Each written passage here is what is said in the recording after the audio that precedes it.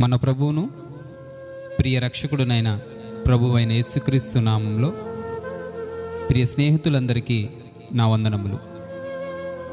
Good Friday. అసలు good Friday అంటే ఏంటి? గుడ్ ఫ్రైడేను ఎందుకు జరుపుకుంటారు? ఈరోజు మనం విందాం. 2024 సంవత్సరాల క్రితం ప్రభువైన యేసుక్రీస్తు వారు సిలువపై ప్రాణాలను అర్పించిన రోజును గుడ్ ఫ్రైడేగా జరుపుకుంటారు. ఇందుకు కారణం ఆ పదంలో గుడ్ అంటే శుభం అని ఉండడమే. వాస్తవానికి గుడ్ ఫ్రైడే అంటే క్రైస్తవుల ప్రకారం మానవాళి చేసిన పాపాల కోసం తన ప్రాణాలను ప్రభువైన యేసుక్రీస్తు సిలువపై పణంగా పెట్టాడు. సిలువపై వేలాడదీసిన రోజును పవిత్ర శుక్రవారం లేదా బ్లాక్ ఫ్రైడే అని కూడా పిలుస్తారు. యేసు ప్రభు చనిపోయిన రోజును గుడ్ ఫ్రైడేగా పిలుస్తారు.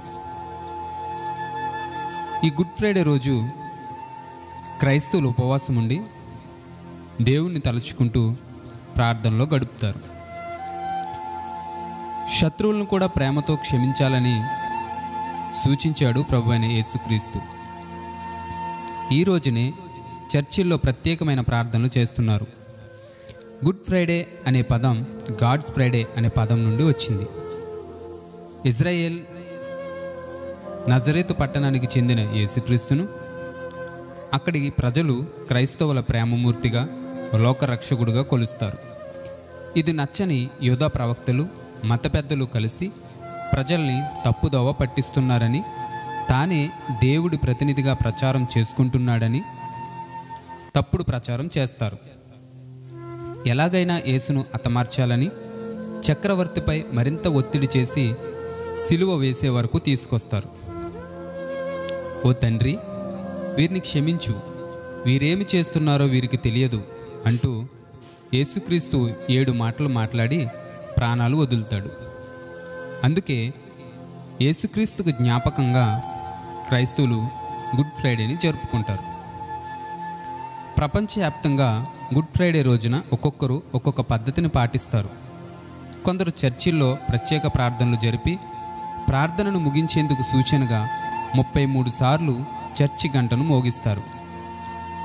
క్రిస్మస్ వేడుకల కంటే చాలా ప్రాచీనమైనది గుడ్ ఫ్రైడే. ప్రభు సిలువేయడం గురించి పరిశుద్ధ గ్రంథం అనేక చోట్ల ప్రస్తావించింది. గుడ్ ఫ్రైడే రోజు సిలువపై అసూలు బాసిన యేసు ప్రభువు 3వ రోజున తెల్లవారుజామున సమాధి నుంచి భక్తులకు దర్శనమిచ్చాడు. కాళ్ళు చేతులకు కొట్టిన మేకుల గాయాలను చూసి గుర్తెరిగి యేసయ్య లేచి వచ్చాడని ఆనందోత్సవాలతో భక్తులు ఉప్పొంగిపోయారు.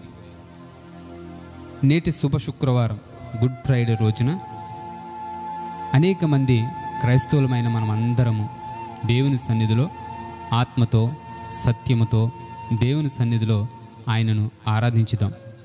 క్రీస్తు మన కొరకు చేసిన ఆ మహత్కరమైన శిలువ త్యాగాన్ని అనేక మందికి చాటి చెప్పుదాం. దేవుని కృప మనకందరికీ తోడైండునుగాక. ఆమేన్.